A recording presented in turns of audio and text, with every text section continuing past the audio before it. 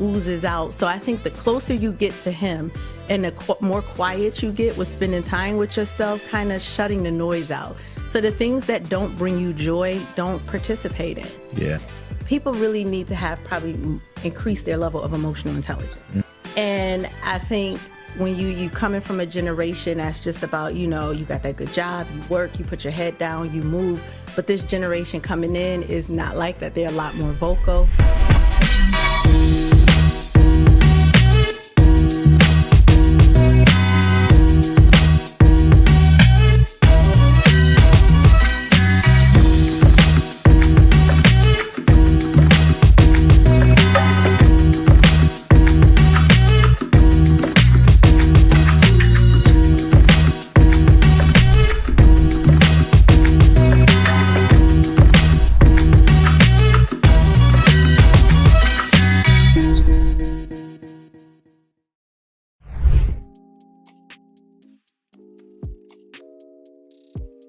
All right, welcome back to another episode of Empower716. I'm your host, Rob Larry, and this is a podcast dedicated to entrepreneurs, business owners, side hustlers, career shifters, those who are committed to growing their life and business here in the 716 area.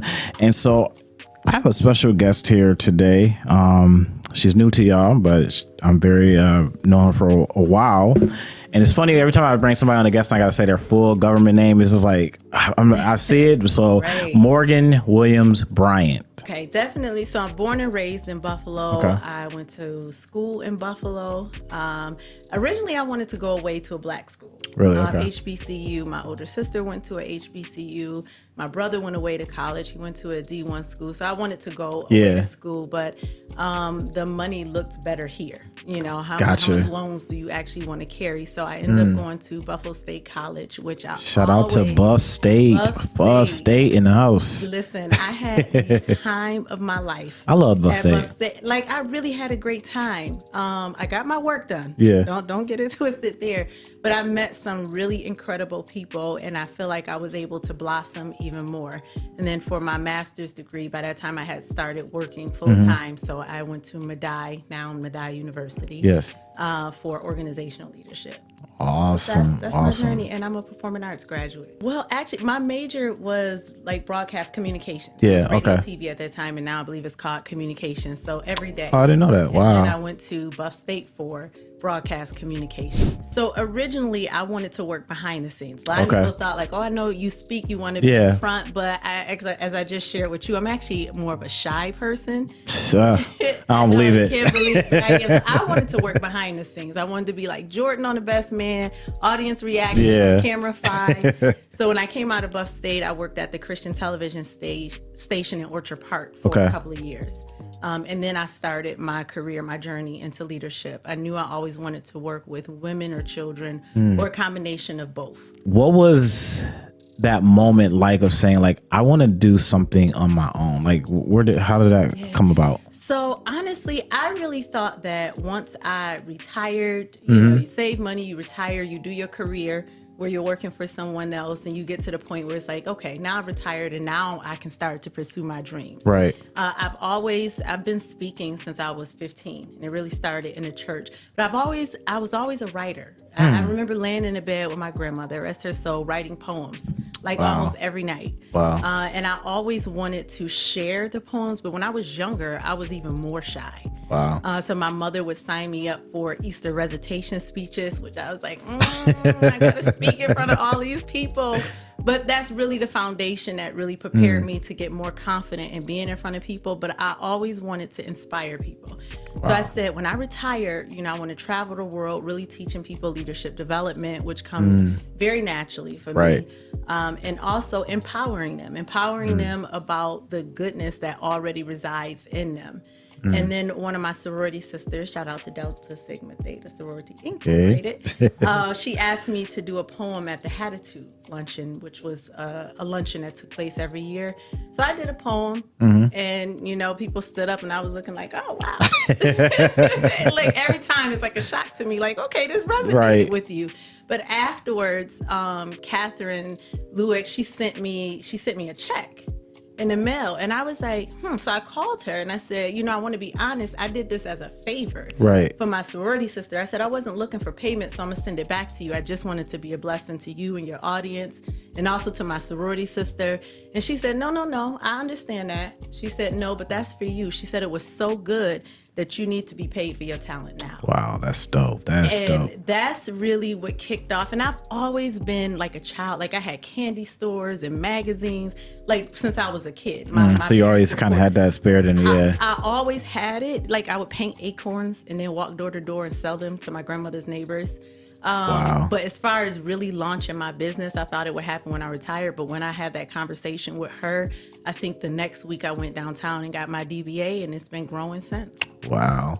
I want to talk about the foundation, the faith portion, because you talk a lot about that in your work. Yes. How important is that to you?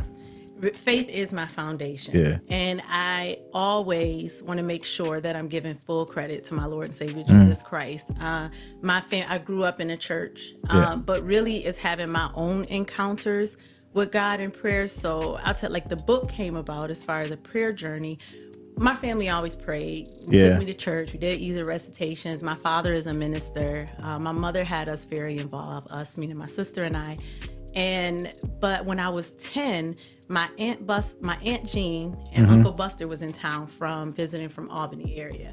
And I had prayed for $5 or $10, I'm sorry, the night before. I don't remember what I wanted this $10 for, but I know it had to be good. It was real good. $10 is a lot of money. So when you 9, 10 years old. And they were coming over to say bye. We had like a family brunch. And then my Aunt Jean gave me $5. And then my Uncle Buster slid me $5. So I was like, you under something. This prayer thing really works. So really young at that age, it set the foundation. Like if I can have a relationship with God for myself, clearly he heard me pray that I wanted $10 last night. I wonder what I spent that money on. And so that really set the foundation. So I've always been a spiritual person. Very careful because in your work, you can't force your faith onto other people. But everything I do, every decision I make is really guided by prayer. And it's like, does this really align with the fruits of the Spirit for God? Like when I'm mad and I'm like, Morgan, check yourself. Like, is this aligning with the fruit of the Spirit? Like you're not really. So it's my foundation, it's who I am. And I give all credit to him, and everything that I've accomplished or I have, it comes from him. Me even being able to sit here now with you. Wow. It comes from him. So that's really it. That I love that. Yeah. So I've wanted to be an author for a long time. Yeah. You're juggling so many things. It's been on my vision board for a lot of years, but I haven't made the time to do it. So when pandemic hit, I thought, well, it's good. Take advantage of this opportunity. Meetings and all of those things that you have to run to. So I took advantage of that time. And honestly, I thought that my first book probably would be something on leadership and development and really motivating people in that area. But really, this is what came to me, a 25-day prayer journey. And I said, this actually resonates more to do first because it is my foundation. Yeah. So I made time like 6 to 8 p.m. every day, after work. I would get off those Zoom calls and I would write. And so I couldn't do the summit that year. So on the day I believe the summit was supposed to happen is the day that I finished writing for the book. Wow. So the writing for the book actually is the easy part. It's the rest that comes along with it that you don't know. Distractions and all this stuff. Yeah. So that's how. So I was able to launch it on my birthday, October 21st, 2020. Really, I would say it's open to everyone. Yeah. Because I don't want to exclude anyone, but it's open to people. People think prayer is complicated, and it's really not. They think having a relationship with God is complicated. When you've reached a certain point and people look at you and they see you're successful, they think you've done all these great things. And it's like, it's really small steps. And so for me, it's really making prayer obtainable and simple. Like just have a conversation with God. And having stories to go. So I'm a story person. Yeah. Which is why in a lot of my videos, I tell personalized stories. Like this is what was happening, and this is kind of the outcome or the epiphany that I came to. So I'm really talking to those people that want to have a relationship with God, that think, I didn't grow up in church, or I don't know how to pray, or I don't want to pray out loud because I may not sound I sound as eloquent, and it's really like, dude, like the just like talk yesterday, to him. Yeah. It's like, dude, I've asked you for a few things, and I'm in my feelings today, and this was just yesterday, and I'm kind of wondering when you're gonna answer this prayer. Sometimes it's as simple as that, or maybe you don't have the words. Maybe it's just like, Lord, help me. You know, so it's really just making it plain and breaking down. You know, there are scriptures to help you when you don't know what to say. Open up the Bible and everything. Just use those you need in there. scriptures. Yeah.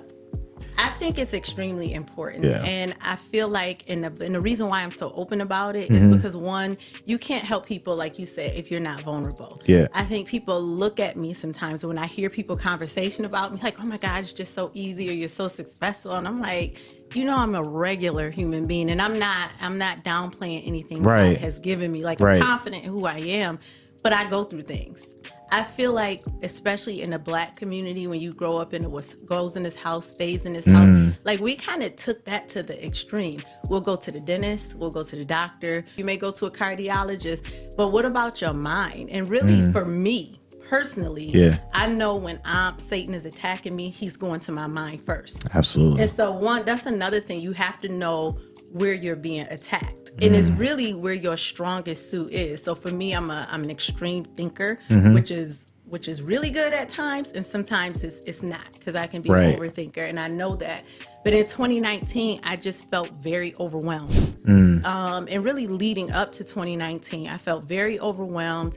And I'm an empath, and I know some people like to say, as Christians, you don't say that, but I feel, you know, that's something I learned through therapy. So I'm taking on, especially for those that I love, I'm taking on other people's problems and emotions, and I'm a problem solver. You give me, like, you tell me something, and it's like, okay, well, and discernment is one of my gifts, so I can really pinpoint, like, okay, this is what we need to do to work through this, and then boom, you know, we're back on track. But when you're taking so much in and you're a natural helper, everybody's stuff is on you, plus your own stuff. Yeah. And, you know, I always say, like, I have my coat of issues. I don't want to put yours on too. So, and then I knew I was being attacked in my mind. Like, you know, I just had so much going on. And I was like, I need to find a therapist, and because I need to talk some of these things out. I need somebody outside of who's in my circle. You know, I have great friends, a great support group, and I'm very grateful to that. But I needed somebody outside. Like, what is really going on with you, Morgan? Like, why are you overwhelmed? Why are you sad sometimes? And life is great. So, like, what are you complaining about? But you still got, life is great, but I still had some of these emotions that was happening. But I also knew, because you know, I know where my strength is, that I was being attacked in my mind. So I was looking for a Christian therapist. I said, I need a Christian therapist because I need somebody who understands me as faith is my foundation, and I know where the enemy attacks me. Like, you'll start like, why did she do that? Like, I need to be a little bit more here. It's like, is it really that serious? And what I learned is, when you say unlearning things, I had high expectations for everybody else, just like I had for myself. And my therapist taught me, you can't have those same expectations. Like, you really are, some of this you putting on yourself. Setting yourself up for failure. You're setting yourself up. Like, once you know, let people, and you always say, you know, once people show you who they are, you believe them. But you don't have those expectations. You have to start to change your expectations and just accept things as they are. And once she taught me how to work through that process, like, I was able to kind of help people, but release it at the same time. Isn't that a good feeling? Oh, it's a great thing. I'm probably a little bit in the same boat as you, because I've learned the power in saying no and not feeling guilty. Because I used to, like, when I used to have to break it down to somebody, like, and now I'm at the point where it's like, it's so healthy, because you realize that even in your process of, you know, you and I are obviously in the same space, but you want to be the helper. You want to go in there, like you just said, the problem solver. I want everybody to thrive. And see how great you are. Like, let me help you. But you're constantly giving out and giving out, and having those boundaries is so important in all of this. It feels good and it feels scary. Yeah. Because I did not start out trying to have a yearly annual summit. That wasn't my goal. Apparently, I've been given an assignment that I've been chosen for. So I'm in a gratitude space as well, because I'm like, wow, God, trust me with this. Wow. And it continues to grow, like, beyond. I started off, it was after a fast, a 40-day. My church does a fast every year, but my sister circle and I also do a fast starting out the year. So we said we were going to read this book, The 40-Day Surrender Fast by Dr. Celeste Owens. Good friend. She wrote the foreword to my book, but she just passed away. And so we read that, and after I read it, and I would do fasting before, but I feel like after I read that book, it took fasting to another level for me. I was like, fasting is the way of life. Because when you really, it clears your mind, and you truly can hear God for yourself. But that's having relationship and spending time with him. You can't just be like, I'm gonna give up the TV and now I can hear. You got to really put the time in and read and pray and things. But after I read that, I was like, man, I really want to inspire maybe about 50 women. I started off with women. So no, it's not just for women. It is for men as well, but of course it's about a 90 to 95% audience of women, but there are men that attend every year, and more come. I've seen a few men in the audience, so I was like, okay, all right. In there. So it is for you. It's for you as well. But I started off saying, I just want to inspire 50 women. And I was like, oh, do you think that's too many? My prayer partner at the time said, are you kidding? You probably can name 50 women just in your circle. And I was like, you think so? I was like, I don't know. Because I don't think, for me, when I do something, I'm on to the next thing. Right. I don't really sit in it a long time. And so I think we had, maybe over 125 people that year. So when I finished speaking and everybody was standing up, I think I literally kind of took a jump back, oh my God, look at this room. And it took off from there. And so then people were like, are you having this next year? And I was like, yeah, no, that's, this is it. I got my assignment. I delivered. I'm pretty good with that. People were impacted, but I would hear more and more we really need this, to have spirituality and leadership grouped together. And I believe that we are all chosen for an assignment. And this is where it came from. We're all chosen for an assignment. We look at people like Michelle Obama and Beyonce and Barack Obama and just, Oprah Winfrey, all these great people. You're like, wow, they're really successful. And even local people here, you look at them and you're thinking it's not attainable for you. Yeah. Or they just so confident they were able to maneuver and it was so easy. And really what they decided to do was move past their fear. So fear exists. We all gotta accept it. It's gonna have it. Yep. Going into the 4th summit, I'm like, I thought I was gonna stop at 1. I was good with that. But we allow fear to impede our talents. And I really want people to stop taking bite-sized pieces out of the big blessings that God has. He says, I want you to live life and I want you to live it more abundantly. Not abundantly, but more abundantly. But we continue to take bite-sized pieces. Lord, if you just give me this, I promise I won't pray again. Don't lie, because you will. Yep. You will pray again. But the thing is, he wants you to. And there's so many people walking around here that's not fully walking in their gift. And I understand it, because fear, fear it's a real thing. And so I want to teach people, one, the word of God, that he wants us to live life more abundantly. So it's okay for you to have what you want to have, to be successful, be humble with it, be compassionate towards people, and also very giving and open. But it's okay to have those things. And it's okay for you to have fear if you will let your faith override it. So that's really the purpose of the summit. And I feel like if God is our ultimate champion, he has never failed. Never. He's the King of Kings, Lord of Lords.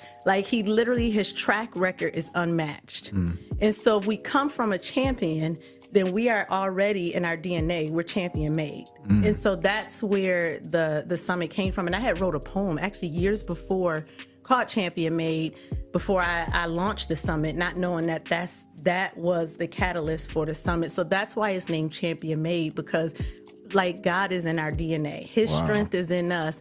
And you have the ability to walk in a gift, because we were all chosen. As long as you have breath in your body, you have an assignment. And the assignment is so big, but it's not just about you completing your assignment. It's about you completing it and giving glory to God, because it's about winning souls for heaven, to bring it back to him. So that's the foundation of where it came from, pushing past your fear, walking in your talent, but also making sure that God gets the glory. Want to be a guest on our show? We're always looking for entrepreneurs, business owners, side hustlers and career shifters that are willing to share their life and business experiences, strategies, lessons learned, and pitfalls to avoid with our listeners. If you would like to be considered as a guest on an upcoming episode, email us at empower716@gmail.com and include your contact information along with background information about your business and share what value you can add to our listeners.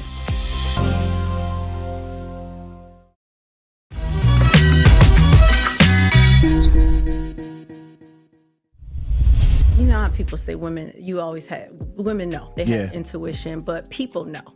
There's something in you that's constantly burning. Like there's a fire in you that never truly goes out. You know, you may smother it a little bit, but it never truly goes out. And it's something, there's a calling that's always pulling you towards a direction. But I'm in awe of people's talents and gifts, and I like to see that. So that was always a pull for me too. And then it just came naturally. It was something that I was constantly doing that I may have been getting paid for and not.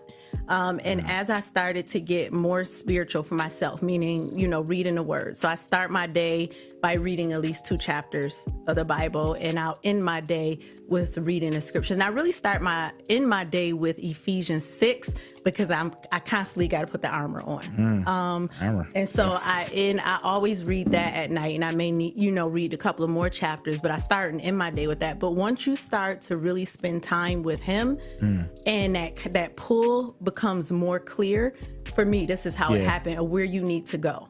And then you just have some natural talents in you that it oozes out, the singing, or organizing or cleaning or baking or, whatever it is, you just brings it out. Yeah. It's a natural thing that oozes out. So I think the closer you get to him and the more quiet you get with spending time with yourself, kind of shutting the noise out. So the things that don't bring you joy, don't participate in. Yeah.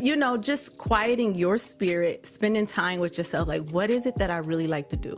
What is it that I would do for free?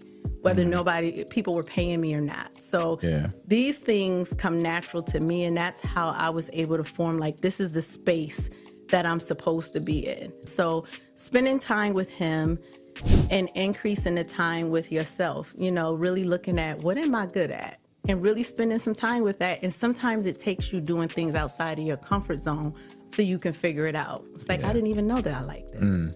I'm actually still learning that because I'm also a private person. Yeah, I probably said a lot more that only some people close to me would know. I talk about therapy because I think it's important for people to get comfortable with that, and it's okay. It's not like it's not that. So that's why I shared that. So in learning that, I learned that the more vulnerable you are, it normalizes everyday things that we try not to normalize because you want to be perfect, but none of us are perfect. Yeah. And it's okay to know that you're not perfect. And that's something I even struggle with. Like I'm very hard on myself when I get disappointed or I make a decision or a mistake. I do believe decisions and mistakes are 2 different things. Absolutely. So for me, I'm still learning it, but I think it's very important because it's your life experiences that's able to unlock somebody else's pain or confusion or their understanding. Maybe it's not even bad, but it's like, oh, I didn't realize that. Michelle Obama, that's my girl, you can tell. I love it. She's it's my girl. But when she talked about her marriage, being unhappy in her marriage for 10 years. And I've seen that clip. Yeah. People need to know things like that because here they are going through getting the same thing. divorced or something. Yeah, they're going. Yeah, and you think that is not normal. Like, I'm supposed to have a perfect marriage. Like, you're not. Yeah. You're not going to have perfect friendships, relationships. You're not going to have a perfect employment situation, but we hold things in trying to portray like we've made it. Now, not to cut you off, do you think that is like a generation thing, like our parents and I think I had someone on a few episodes talking about like professionalism and what the standard was, and you always felt like you always had, obviously there's a standard, whatever you have for yourself, but you always had to be like, on 10, no matter where you are. Yeah. You have to shake the hand. You got to do this. And eye contact. Yeah, you can't share this on this. You can't do this. You can't say this. And so, like, do you feel like that has, like, and you talked about, like, therapy and everything and the stigma that it comes along with, oh, something must be wrong with you going to a therapist, you know? And do you think that's a generational thing that is slowly changing? Yeah, I do think it's slowly changing. I'm happy about it. And I do think it's also a generational thing. Yeah. You know, my father is still like, do not talk about this at work. You know, we'll be in a conversation. He's like, now, you know, when you go to that job, don't have these kind. And I understand where he's coming from because he grew up in that generation. But how many people, like, can I help set free if they understand that Morgan, who is looked at as successful, also goes through these real human things? Like, we're human. Like, we're not God. You know, we're human beings with flesh that have feelings and emotions. Sometimes you're going to be mad. Sometimes you may cuss somebody out. I don't know. You know, you may, and it's okay. But if people share those experiences, and I learned that by sharing things. There's a few things that I started sharing with a few young girls, and they couldn't believe it. They was like, you went through that? And I was like, oh, wow. But I saw how freeing it was for them and how it normalized. It normalized me to them, but it also made them feel more comfortable. Or when I worked in a detention center, for them to know that I grew up off of Bailey. Miss, do you know where Bailey is? I'm like, do I know where I grew up off of Bailey? I live off Bailey now. You know, not now, but yeah. But they don't look at you as somebody that truly understands people, like their world and what they're going through. So when you become more vulnerable, you're able to unlock those doors and make it personable. And now you can help catapult them to success because they know now they don't have to be perfect in order to reach this. And they may even try some more things because of that. That's true, yeah. I love that. So at MWB Ignites, I do empowerment, but also leadership development training where I'm working with nonprofit organizations and government agencies, all facets of, any business that want to invest in their team. So that's my goal, to help organizations build high performance teams. But the way you build high performance teams, so many leadership definitions I've heard over the years, and then having a degree in leadership, you read so many books on it. But this one definition stuck with me that was shared by, a mentor and big brother of mine, that leadership is communicating somebody's worth and potential so clearly that they begin to see it in themselves. And that's by Stephen Covey. Leadership is the ability to communicate somebody's worth and potential so clearly until they are able to see it in themselves. That's Stephen Covey. I wish I came up with that, but I didn't. And so what I've learned over the years, that when you invest in people, whether that's their time, asking about their day, their family, pouring into their training and say, I want to coach you. I want to, let's talk through this. Not coming down on them in that management aspect. I know when you think about leadership versus management, they work for you like 10 times harder. Whether they've received a raise or not, it's like, you know what? Like, you believe in me, you invest in me. Like, I got your back, and we're going to achieve this goal together. And so I've learned, when I started off managing at 24, I was a little different. I was more of that traditional, like, listen. Come in at this time. What's happening here? And my mother has a very strong work ethic. So I'm like, if I got it, why can't y'all do it? What's happening here? But as I evolved, I've always been a people person. And one of my gifts is discernment. So I'm able to see, like, if I'm doing something and it jars somebody, I'm like, okay, that wasn't right.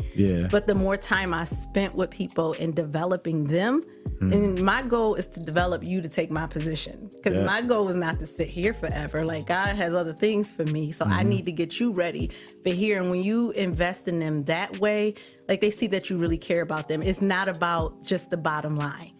People bulk the system when it's just about the bottom line, meeting goals and data. But when you're pouring into them, it's a completely different dynamic. So I want to work with companies to help them understand that you got to invest in your people. You invest in your people, then you will achieve the champion level results that you're looking for. So we know now the generations are starting to change as far as baby boomers, millennials. And so I work with that too. And I do DISC assessments. So I'm a certified DISC instructor, and it's really behaviors. people really need to have probably increase their level of emotional intelligence.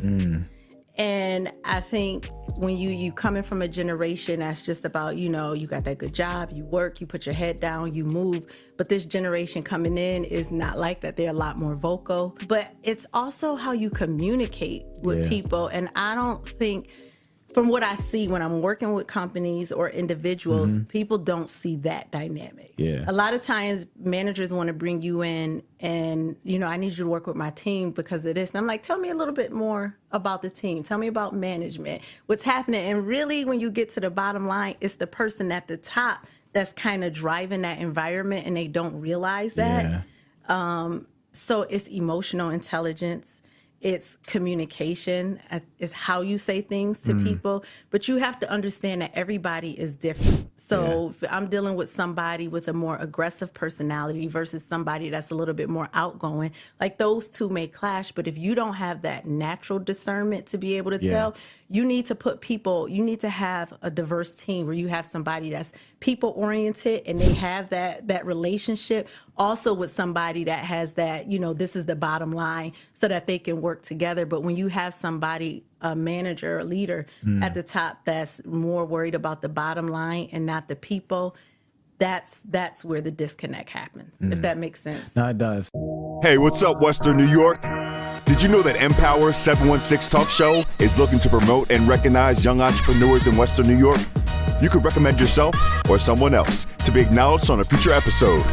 Nominees need to be age 21 or under, has a service or product that offers value, has taken steps to become an entrepreneur, and must be willing to come on the show and talk about their service or product if selected. Email us at empower716@gmail.com. Want to stay up to date with Empower716? Don't forget to share. Click here in the right-hand corner of the video and follow button below so you can see the upcoming episodes live on your news feed. Find Empower716 on LinkedIn Live, YouTube, Facebook, and other audio platforms.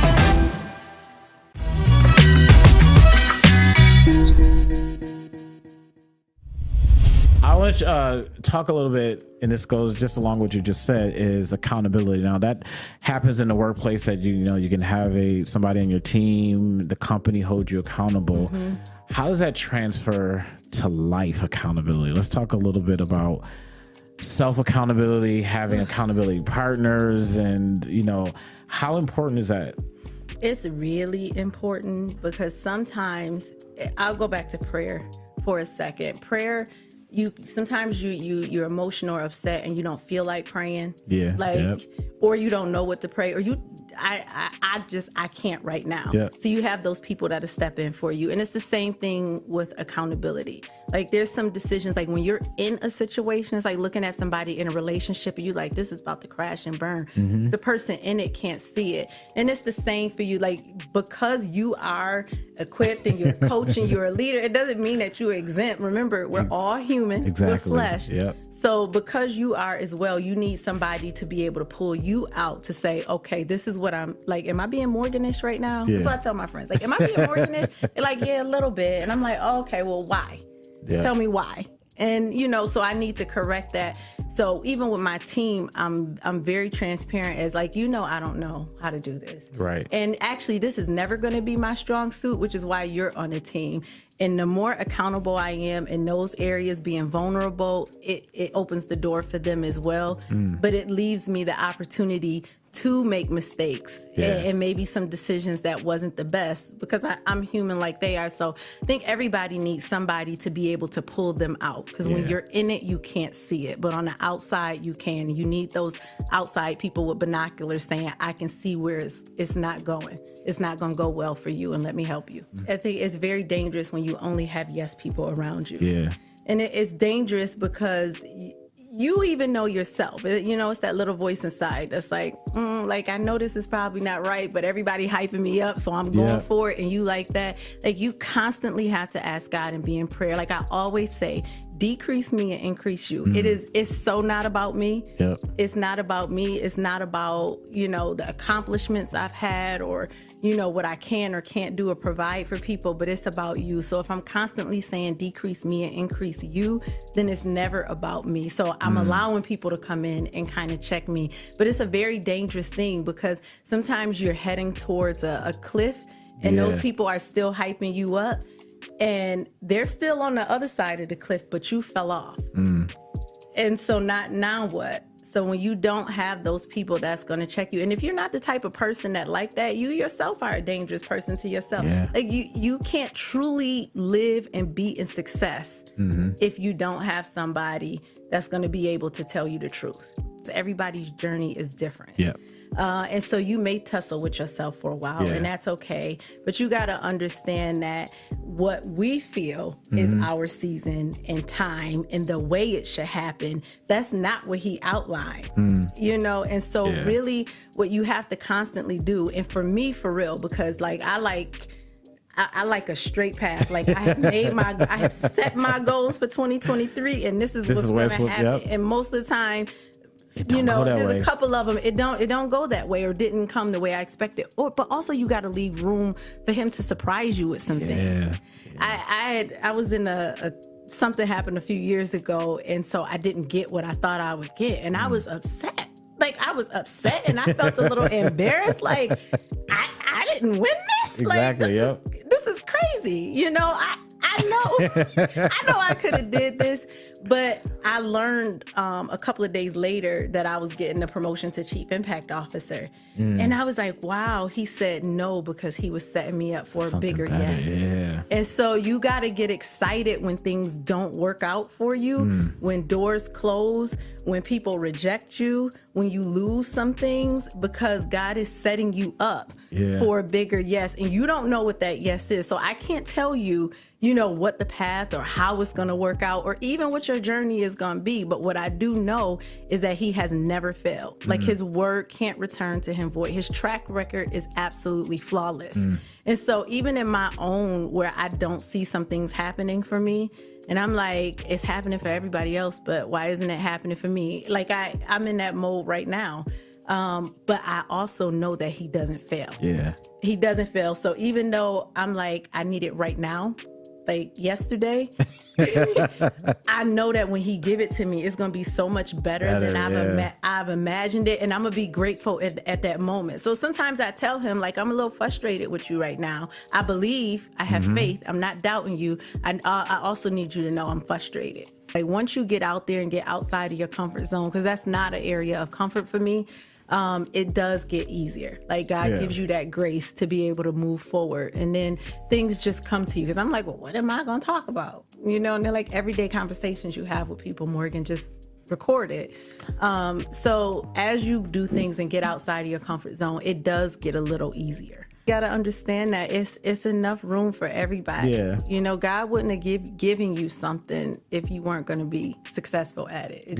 It doesn't make sense. 1 + 1 doesn't equal 3. It doesn't. Yeah. And just seeing, like I said, last kudos, because I'm giving you a lot of props today. But you deserve it. You deserve it. You deserve it, though. I'm sweating. But as I said before, in your videos, you see you, and when somebody is in their rightful place, like you just see. Thank you. Like your energy, what you give, the value that you give, it shows that is who you are. Thank you. And I think that's why people gravitate to you, and which is so important. So thank you. And props to you for this platform, for helping young entrepreneurs, which is very it's needed, and young people need people to pour into them. Yeah. Being a young entrepreneur, having candy stores in front of my grandmother's house, like my mother, she fed into that. So shout out to you for doing this, for coming outside of your comfort zone. Because Rob, I know, like we worked together a long time. So when I see videos of you, I'm like, look at Rob. I'm an extrovert. I'm an ambivert, actually. So I'm right on the line, but I know you're an introvert. So being able to provide this this space to promote other people. Yeah. It's powerful, but it's also still shining a light on God, because that's what he does. Like, I want to promote, I want you to do well, and I'm doing well too. So shout out to you for doing this and keeping it going. Thank you. Time. Appreciate that. Well, this wraps up another episode of Empower716. So make sure you go support this. This book is available on Amazon, A Champion's Prayer Journey. You got to, in prayer, having a journey, making sure that you have that support. If you don't get to make it out to the 4th Empowerment event, make sure she's going to have it next year. And we didn't ask you, where can people find you if they want your services? I know the book is on Amazon, but where can they, contact you to get your services? Right. So my social media handles are MWB Ignites, plural, the S. And on LinkedIn, I'm just Morgan Williams-Bryant. My website is mwbignites.com. So you can also get tickets for the summit on the website, and also any other services. Nice. Yes, thank you. Hi, my name is Jasmine Foster, and owner of Jasmine's Guide to Life, and also a proud supporter of Morgan Williams-Bryant and Champion Made. I'm so excited for this year's event. Each year that I've gone, I've left empowered, inspired, and always leave with some actionable steps and an accountability partner. Last year at Champion Made, I had a table with my family and my best friends. We committed to some great goals. Since then, not only have I started my podcast, I've increased my business, and I'm still moving forward on all of my even if goals. So if you haven't bought your ticket for this year's event, you need to make sure you go and do that ASAP, because you will not be disappointed.